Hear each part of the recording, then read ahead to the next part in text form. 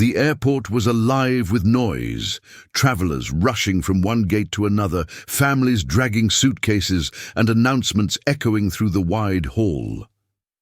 In the middle of all this movement was a young black boy named Marcus. He was no more than 12, his eyes wide with excitement, clutching a small backpack that held nothing more dangerous than a toy airplane and a worn notebook filled with sketches of jets. To him, flying wasn't just a trip from one place to another. It was magic. The idea of being in the air above the clouds made his heart race with joy. Marcus had always loved planes. Since he was small, he would sit near the airport fence with his dad and watch the big aircrafts roar into the sky. He had memorized the names of models, the difference between a Boeing and an Airbus, and even small details about how cockpits worked. Today, for the first time, he was traveling alone. His father would meet him at the other end of the flight, but for now it was just Marcus, his dream, and his nervous excitement. As Marcus boarded the plane, he walked slowly, his head turning, left and right, absorbing every detail. The rows of seats, the little windows, the sound of the engines humming outside. It was all fascinating. But what caught his attention most was the cockpit door at the front, slightly open while the crew prepared. He saw the flashing lights inside, buttons glowing in green and orange. For Marcus, it was like seeing a secret world. The pilot, Captain Reynolds, stood nearby, speaking with a flight attendant. He was an older man with years of experience, proud of his position, and very protective of his aircraft. When his eyes fell on Marcus, lingering near the cockpit door, he frowned. To him, it didn't look like innocent curiosity. It looked suspicious. He saw a boy, staring too long, clutching his backpack close, and his mind leaped to conclusions. Marcus, unaware of the suspicion, simply leaned a little to peek inside. He whispered to himself, "So many switches. Wow."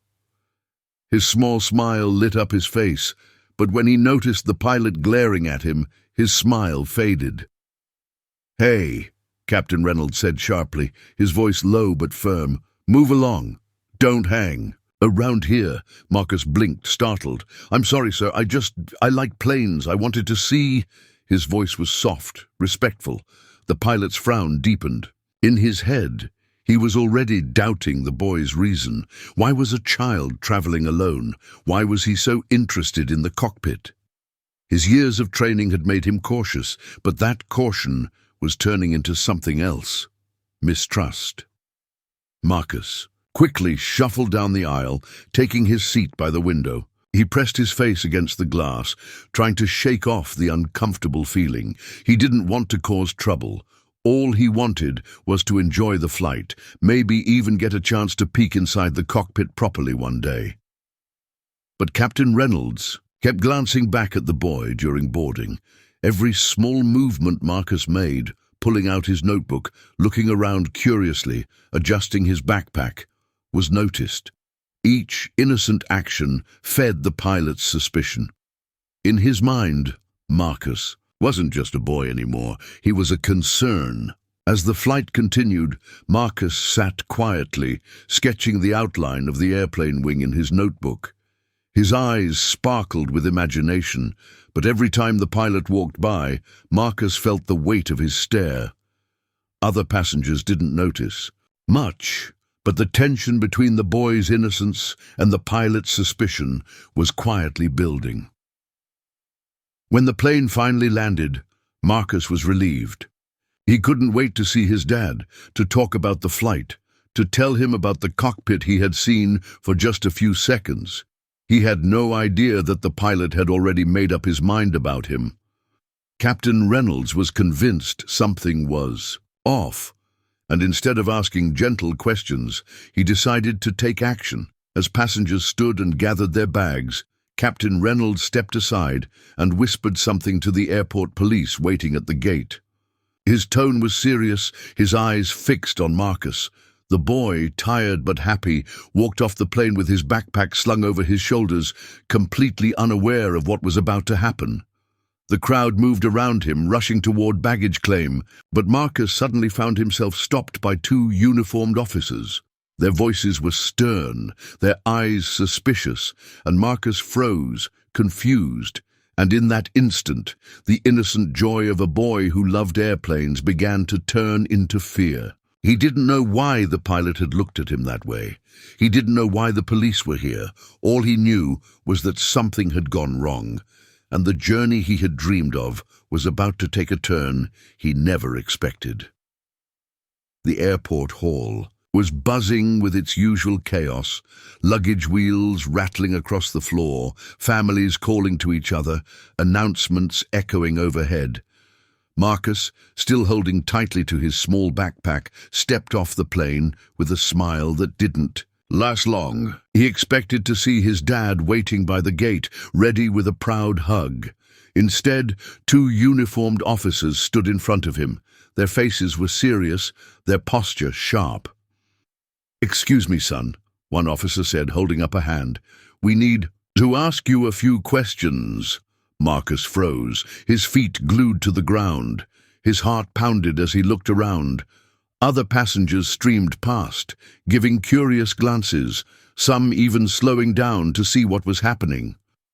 The boy's voice trembled when he answered. "Me? Did I do something wrong?" The taller officer motioned toward the side of the hall. "Come with us." His tone wasn't friendly. It was clipped and cold. Confused and nervous, Marcus followed, clutching his backpack tighter. He didn't know that Captain Reynolds, the pilot who had been watching him all flight, had already spoken to the police. Before Marcus got off the plane, he had described the boy as acting suspicious, mentioning the way Marcus looked at the cockpit and held onto his bag. To the pilot, it was enough to raise an alarm. To Marcus, it was simply curiosity. As the officers led him to a quieter area near the terminal wall, Marcus glanced back. He caught a glimpse of the pilot standing with folded arms, nodding at the officers as if to confirm he'd done the right thing. That look made Marcus's stomach twist. "Open the bag," one officer ordered. Marcus hesitated. "It's just my things. I didn't." "Now," the officer barked, his voice drawing more attention from people passing by. With shaky hands, Marcus unzipped the backpack. Inside were only his toy airplane, his sketchbook filled with drawings, a pencil case, and a small snack his mom had packed. The officer rummaged through them, flipping the sketchbook open. He frowned at the pages of airplanes, cockpits, and runway diagrams. "What's all this?" he asked suspiciously. Marcus swallowed hard. "They're just drawings. I like planes. I want to be a pilot one day." The other officer exchanged a doubtful glance with his partner. "Looks a little too detailed for a kid," he muttered. Marcus's cheeks burned. He wanted to cry, but he held it back. "It's just sketches. My dad taught me some things about planes. That's all." The crowd around them was starting to notice. A few people whispered. Others lifted their phones to record. Some shook their heads, pity in their eyes, while others looked curious, waiting for drama. To Marcus, every pair of eyes felt like a spotlight on his shame. Captain Reynolds walked over, his expression stern. "That's the one," he told the officers, pointing at Marcus. He was standing at the cockpit door too long, looking inside like he was planning something. Better to be safe than sorry. Marcus's lips parted in shock. "No, I wasn't planning anything. I just wanted to see the lights. I like planes, that's all." His voice cracked, but the officers didn't soften. "Calm down," one officer said, though his tone was still sharp. "We're just checking." The pilot crossed his arms. "Kids these days can't be trusted. You never know what's in their heads." Those words cut Marcus deeper than anything. He had done nothing wrong, yet here he was, being treated like a criminal in front of strangers. His throat tightened as tears welled in his eyes, but he forced himself to stand tall. Passengers nearby started whispering louder now. Some recognized the unfairness, muttering about overreaction. A woman spoke up, her voice firm. "He's just a boy." Can't you see that? But the officers ignored her, focusing only on Marcus and his innocent drawings. The humiliation pressed down heavier with every second. Marcus wished he could disappear, wished his dad were here to explain for him. The boy's small hands shook as he tried to clutch his backpack again, but one officer pushed it back into his chest roughly. "Next time, don't hang around cockpits," Captain Reynolds said coldly. "Airports don't have room for dreamers who make trouble." Marcus felt his chest ache at those words. His dream wasn't trouble. His love for airplanes wasn't dangerous. But in that moment, none of that mattered. To them, he was only suspicion, and then just as Marcus thought the humiliation couldn't get worse, he heard a familiar deep voice behind him. "Excuse me," the voice said, calm but commanding. Marcus turned, his eyes lighting up with relief. There stood his father, tall and dignified in his suit, his ID badge glinting under the airport lights. He stepped forward, his presence immediately changing the air around them. The officers straightened, their expressions flickering with recognition. Marcus's father looked at his son, then at the officers, then finally at the pilot. His face was calm, but his eyes burned with authority. "What seems to be the problem here?" he asked, his tone sharp enough to silence the crowd.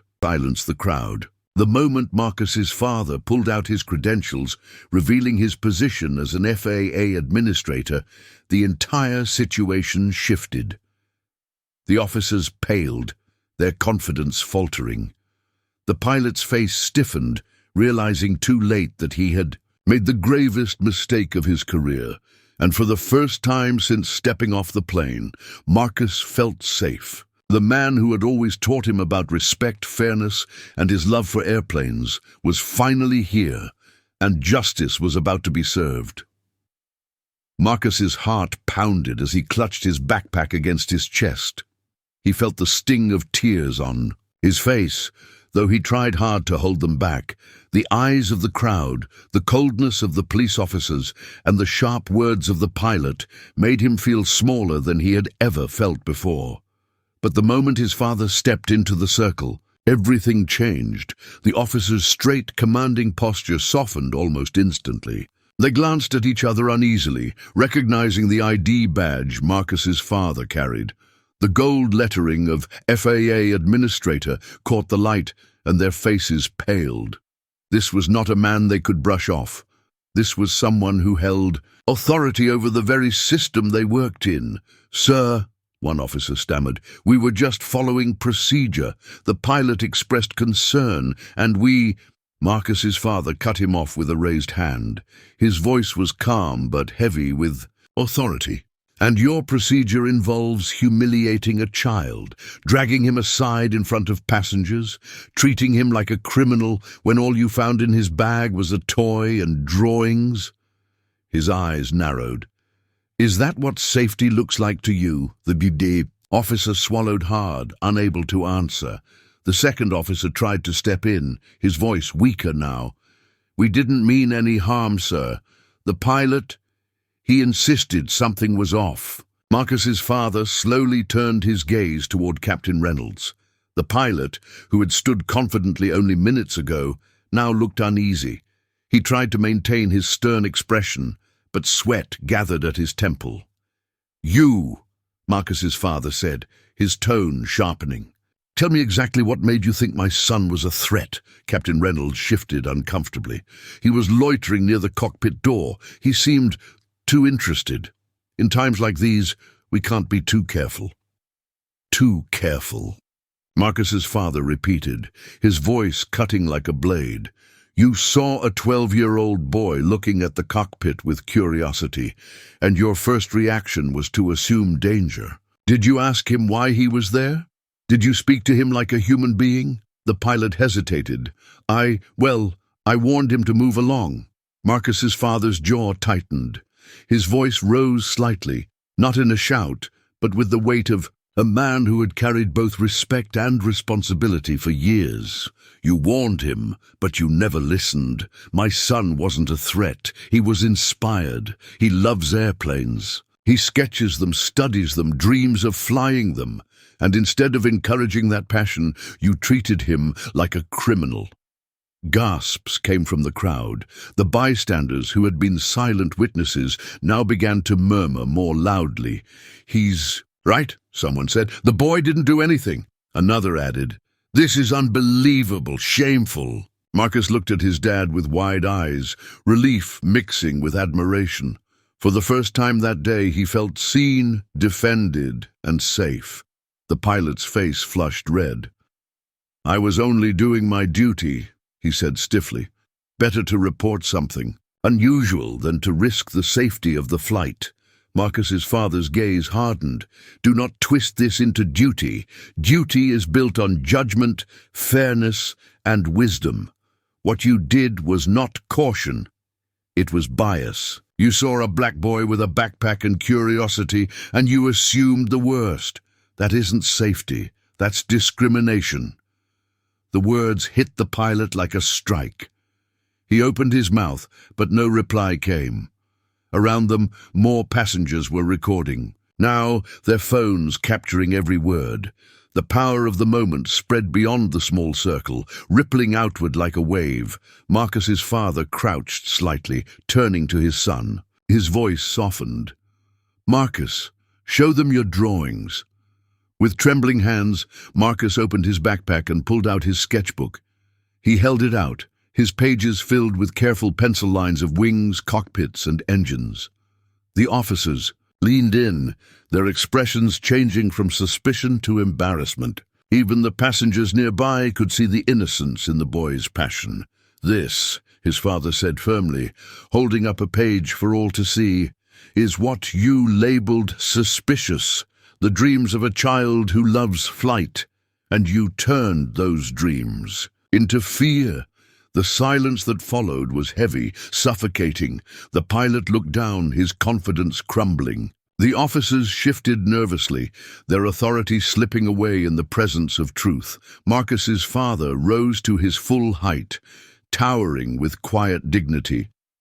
"I am not just a father," he said. "I am the FAA Administrator.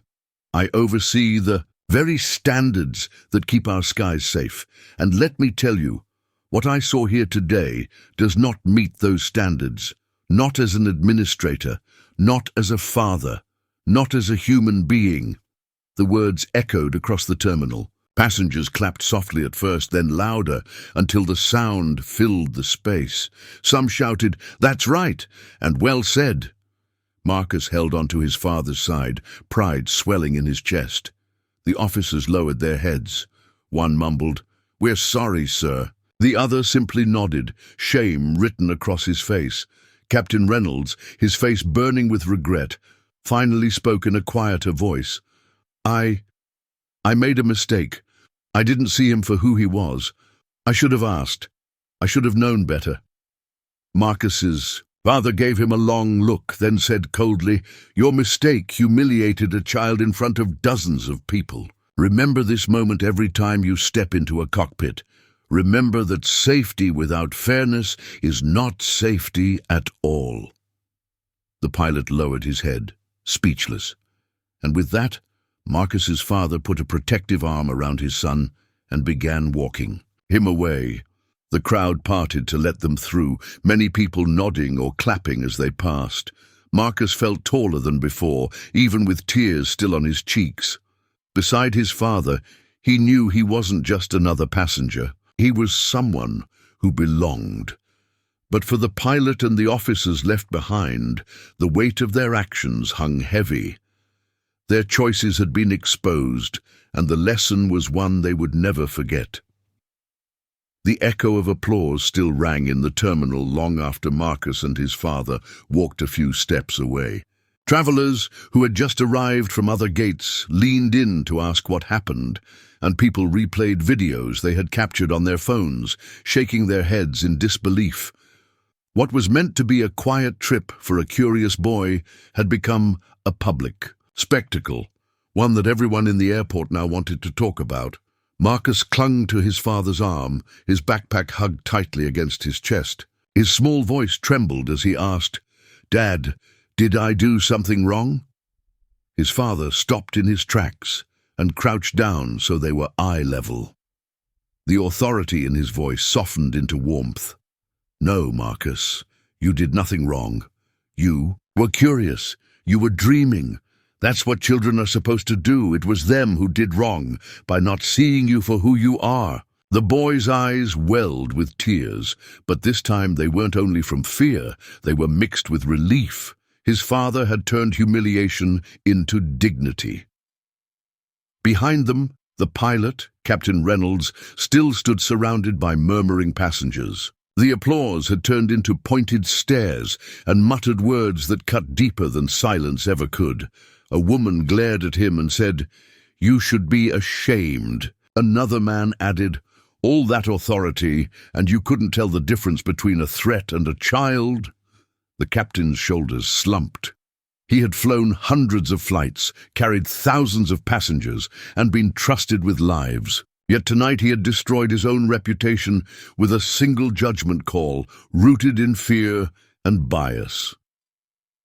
Airport officials arrived soon after, alerted by the commotion. They spoke quickly with the police officers, who explained the situation in hushed voices. When they learned that the child's father was the FAA Administrator, their expressions darkened with dread. They hurried toward Marcus's father, trying to recover some control. "Sir," one of them said, "please accept our deepest apologies. This is not the image we want to present." Marcus's father straightened, his calm presence still commanding the room. "You don't need to apologize to me. You need to think about how many times this has happened to others who don't have the power to fight back. My son had me to protect him. What about the children who don't?" The official looked down, unable to answer. The surrounding passengers nodded. Some even clapped again at his words. The truth stung, but it was undeniable. Captain Reynolds finally stepped forward, his voice quiet but trembling. "Sir, I can't take back what I did. I only thought I was protecting the flight. I didn't mean—" "Didn't mean what?" Marcus's father interrupted sharply. His words cut through the air, sharp but steady. "Didn't mean to single out a child because of the color of his skin. Didn't mean to humiliate him in front of strangers. Intentions don't erase impact." "Captain!" The captain winced. He opened his mouth but closed it again, unable to form a defense. His years of command in the cockpit had given him authority, but now he felt smaller than ever under the eyes of the crowd and the FAA Administrator. Marcus's father turned to the gathered passengers, raising his voice just enough to be heard. "Clearly, ladies and gentlemen, what happened here tonight is a reminder. Bias, whether conscious or unconscious, destroys trust. And in aviation, trust is everything. When a pilot lets prejudice cloud judgment, it doesn't just hurt one person. It poisons the very system meant to keep us safe." The crowd nodded, some clapping once more, others murmuring in agreement. Phones continued to record, the moment spreading instantly to social media feeds. The story was no longer confined to the terminal. It was already racing across the country. Marcus, still holding his sketchbook, stood beside his father. His drawings of airplanes, once mocked as suspicious, now became a symbol of innocence and passion. A reporter who had been passing through the terminal approached, asking, "Sir, would you be willing to comment officially?" But Marcus's father shook his head. "This isn't about headlines. It's about lessons." The police officers who had earlier pulled Marcus aside now looked humiliated. One of them stepped forward quietly. "We're sorry, kid," he said awkwardly. "We didn't mean to scare you." Marcus looked at him, then at his dad. His father gave a slight nod, teaching him with his eyes that forgiveness is also a kind of strength. Marcus whispered, "Okay," though the sting in his chest hadn't fully healed. Captain Reynolds, however, wasn't let off so easily. Marcus's father faced him again. "I don't need your apology for myself, but you will apologize to my son."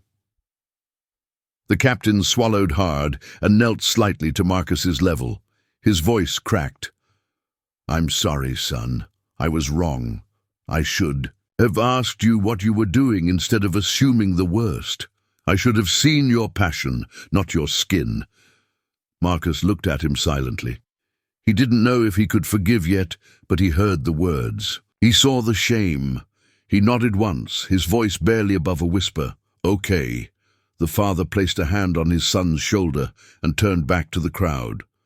"Respect isn't optional. It's the foundation of every safe journey, in the skies and in life. Tonight we were reminded how fragile that respect is, and how important it is to defend it." The applause this time was loud, almost thunderous. Strangers approached Marcus, patting his shoulder, telling him to keep drawing, to keep dreaming. A flight attendant bent down and whispered, "One day, you'll be the one flying us." The boy smiled faintly, his spirit lifting again. As father and son finally walked toward the exit, leaving the chaos behind, Marcus felt taller, stronger. He had seen injustice firsthand, but he had also seen it defeated by truth and dignity.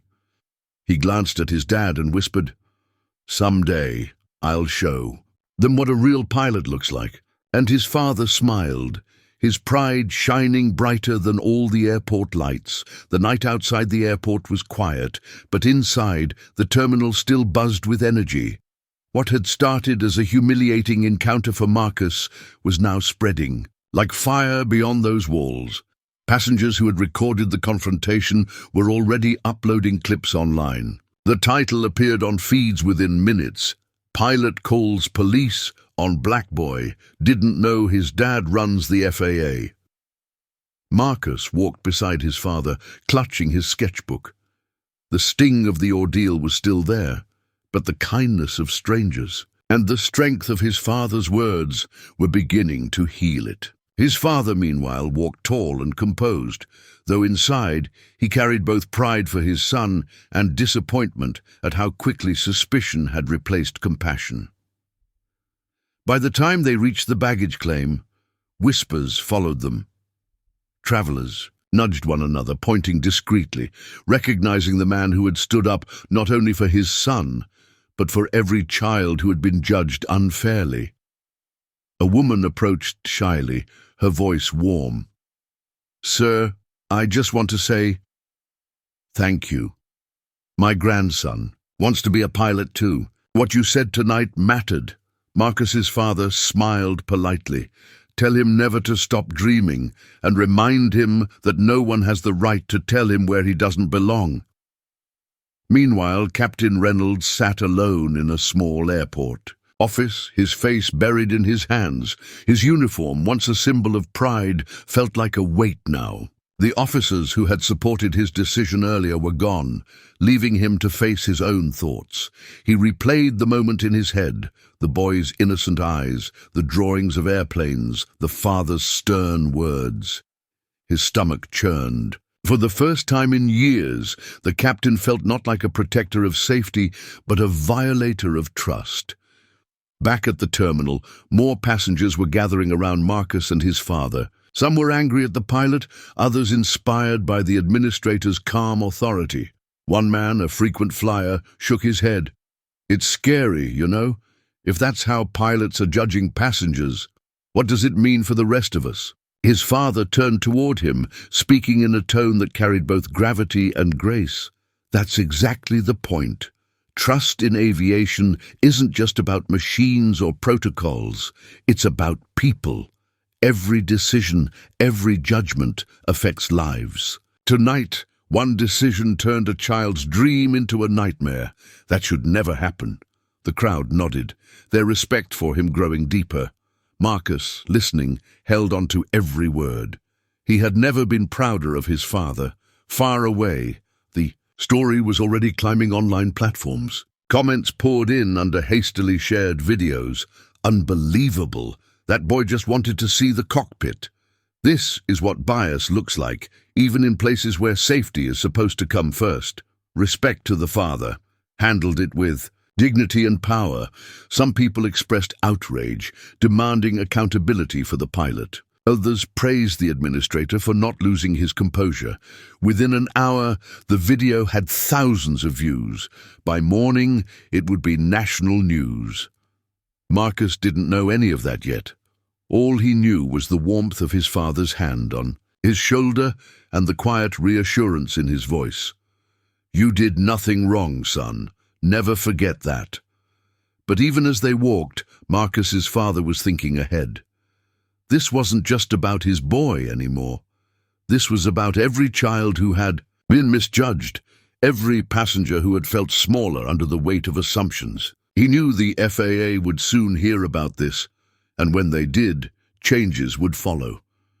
As they reached the car, Marcus turned to his dad, his voice timid. "Do you think the pilot hates me?" His father sighed and knelt beside him. "No, son, he doesn't hate you. He was blinded by fear and bias, and when people are blinded, they make mistakes. But it's not your job to carry his mistake. It's his job to learn from it." Marcus nodded slowly, letting the words sink in. He held his sketchbook tighter, whispering, "I still want to fly." His father's eyes softened. "And you will. Don't ever let anyone's ignorance steal your dream." Meanwhile, in the terminal, the police officers who had questioned Marcus earlier were being quietly pulled aside by their supervisor. Their faces were pale as they realized their actions were now part of a story far bigger than they imagined. One muttered, "We just followed the report." But deep down, both knew they hadn't questioned it enough. They had let a pilot's suspicion override their own judgment. Passengers who had stayed behind continued to talk. Some were outraged, others reflective. One woman summed it up best as she spoke to her husband. "It's not just about a boy and a pilot. It's about what happens when we stop seeing people as people." The truth of that hung in the air, unshakable. By the time Marcus and his father drove away, the airport was still buzzing. A lesson had been planted there that night, one that would echo in every officer's report, every pilot's judgment, every passenger's memory. Captain Reynolds, sitting alone, finally whispered to himself, "I saw a threat where there was only a dream." His own words pierced him like a knife. He knew his career would never escape this moment. He also knew he had deserved the lesson. For Marcus, though, the night ended differently. As the city lights passed by outside the car window, he opened his sketchbook again. His pencil moved slowly, sketching the outline of a new airplane. His father glanced over and smiled, pride swelling in his chest. Because no matter what had happened, Marcus's dream was still flying, higher than fear, higher than bias, higher than the mistakes of one man. The sun was barely up the next morning when the story broke across national headlines.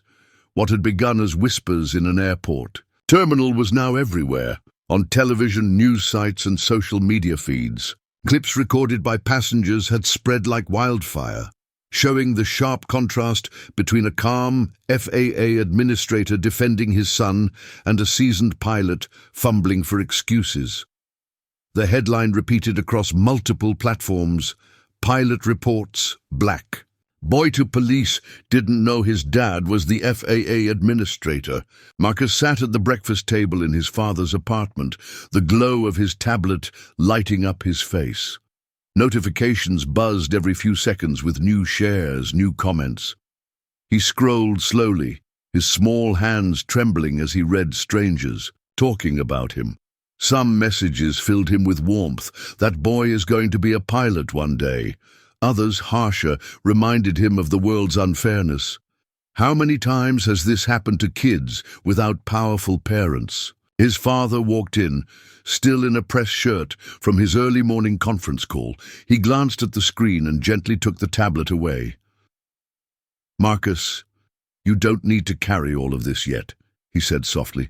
"Let me carry it for you." "But, Dad," Marcus whispered, "they're talking about me, about what happened. His father crouched down beside him, placing a steady hand on his shoulder. "They're talking about more than just you. You were caught in something bigger, something that needed to be seen. But you're not defined by one moment. You're defined by the dreams you keep alive." Marcus nodded, but the weight of the attention still pressed on him. Meanwhile, at the airline headquarters, chaos brewed. Executives huddled around a large screen replaying the video. Each frame painted the company in a worse light.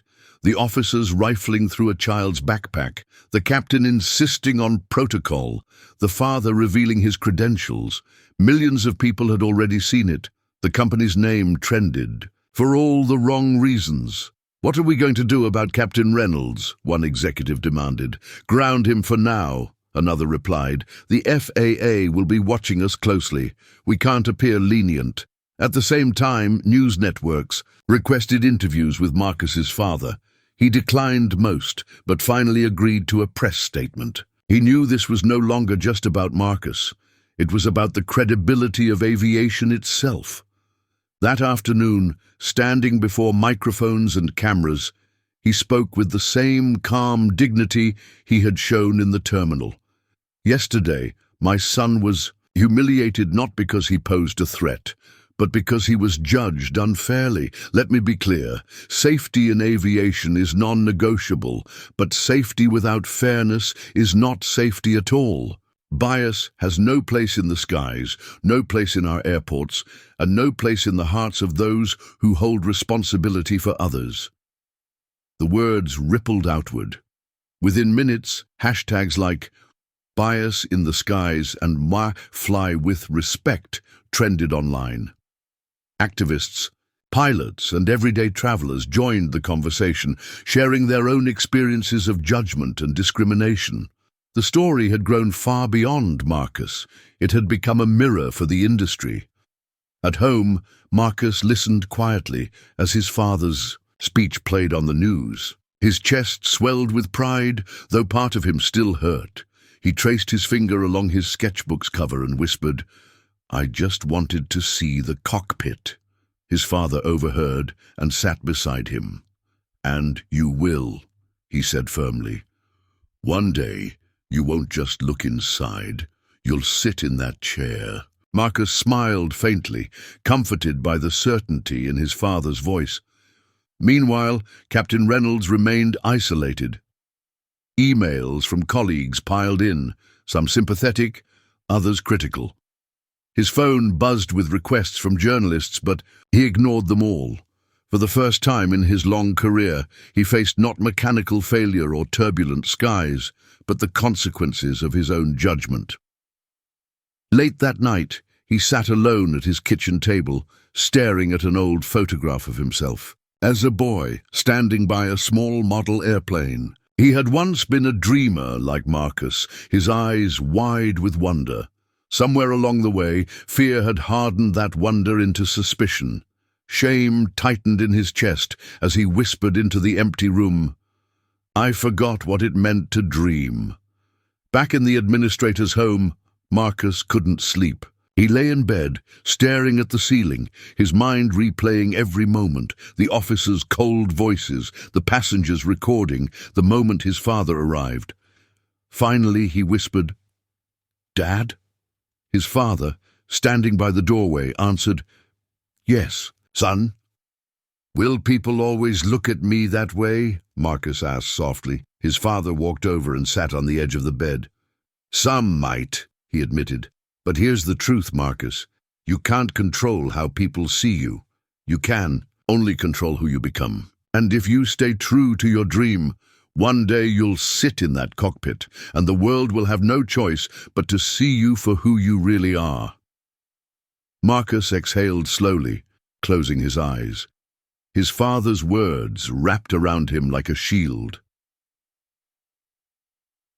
The city outside glowed with lights, news anchors continued their reports, and strangers on the internet debated fairness and responsibility. But in that small room, only one thing mattered. A boy's dream had survived humiliation, and a father's strength had turned pain into power. What no one realized yet was that the lesson from that night would echo for years, in classrooms, training centers, and boardrooms. And Marcus, though still young, had become the face of it. The boy who loved planes was no longer just a passenger. He was now a symbol of what happens when bias is exposed and dignity fights back. The days that followed were unlike anything Marcus had ever imagined. What had started as an embarrassing and painful encounter in the airport terminal had now become a story that everyone seemed to know. News outlets replayed the video on loop, talk shows debated it, and social media buzzed with heated arguments. To Marcus, it felt strange seeing his face, his little sketchbook, and his father's stern words splashed across screens all over the country. At school, kids pointed at him in the hallway. Some whispered in awe, "That's the boy from the video." Others asked him what it felt like to stand up to a pilot. Marcus only shrugged. He didn't feel like a hero. He still remembered the fear in his chest when the officers ordered him to open his backpack. His father, meanwhile, spent the week buried in meetings and calls. The FAA was under pressure to respond, not just because of the boy involved, but because the entire situation had revealed a bigger problem in the industry. Pilots, police, and airport staff everywhere were watching closely. If bias could humiliate the son of the FAA Administrator, what about the countless others who had no one powerful to protect them? Airline executives held emergency conferences. Their inboxes overflowed with angry messages from passengers and advocacy groups demanding accountability. News anchors grilled them with sharp questions. What steps are you taking to ensure this never happens again? Every time the airline tried to issue a careful statement, it was torn apart online as too little, too late. The loudest demand was simple. What would happen to Captain Reynolds? For decades he had been respected as a competent, experienced pilot, but now he was the face of mistrust. The company announced that he had been grounded pending investigation. For some, that wasn't enough. "Grounded isn't accountability," one activist said during a televised interview. "This is about dismantling a culture that sees black children as threats before seeing them as children." Marcus's father watched these debates unfold from his office. Though he carried himself with calm dignity, the weight of responsibility pressed on him. He wasn't just a father anymore. He was a national figure in the discussion. Every word he spoke, every choice he made, mattered not just for Marcus, but for the entire aviation community. Late one night, Marcus found him still awake, papers scattered across the dining table. "Dad?" he asked quietly. His father looked up, weary but smiling. "Couldn't sleep either." Marcus shook his head. He sat down and opened his sketchbook. On the fresh page, he had drawn a cockpit, but this time, instead of being empty, he had drawn himself sitting in the captain's seat. "Do you think people will believe I can do this one day?" Marcus asked softly. His father reached over and gently tapped the sketch. "One day, Marcus, they won't just believe it. They'll depend on it." Those words filled Marcus with hope, but the world outside was still harsh. Protesters began appearing at airports, carrying signs that read, "See the child, not the threat," and "Bias has no place in the skies." Some wore shirts with Marcus's drawing printed on them, turning his private sketches into a public symbol of resilience. For Captain Reynolds, the backlash was unbearable. Reporters camped outside his home. Former colleagues distanced themselves. His once proud name had become a cautionary tale. Sitting alone, he replayed the moment over and over. He saw Marcus's small hands clutching his sketchbook, the father's. Piercing words, and the crowd's applause. Shame gnawed at him. He realized that for years he had prided himself on discipline and caution, but somewhere along the way he had allowed fear to disguise itself as vigilance. Meanwhile, Marcus's father accepted an invitation to speak at a National Aviation Safety Summit. Standing before an audience of pilots, regulators, and airline leaders, he spoke not as an administrator bound by policy, but as a father whose son had been humiliated. "Bias in aviation isn't just unfair," he told them. "It's unsafe. Every passenger we misjudge is a breach of trust, and trust is the one thing we cannot afford to lose in the skies." The room was silent. Some pilots shifted uncomfortably, others nodded in agreement. For many, it was the first time they had heard bias framed as a direct threat to aviation safety. Back home, Marcus continued to draw, but now his drawings carried more meaning. One evening, a letter arrived in the mail. It was from a young boy in another state who had seen the story on the news.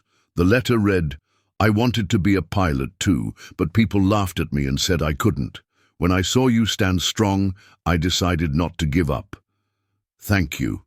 Marcus read the letter 3 times, his chest swelling with pride. He handed it to his dad, who smiled and said, "See, Marcus, your dream isn't just for you anymore. It's for every kid who feels small when the world tries to push them down." That night, as Marcus lay in bed, he realized something important. He hadn't asked to be in the spotlight. He hadn't wanted to become a symbol, but now his story was giving others courage. His humiliation had been transformed into something powerful, something that could not be ignored. And far away, in his quiet apartment, Captain Reynolds finally sat at his desk and wrote a letter too, this one addressed to Marcus. He didn't know if the boy would ever read it, but he had to write the words anyway. "I forgot what it meant to dream. Thank you for reminding me." The story was not over. The fallout was still unfolding, the conversation still growing louder. But Marcus's dream, the dream of flying, and had survived, and it was starting to lift others with it.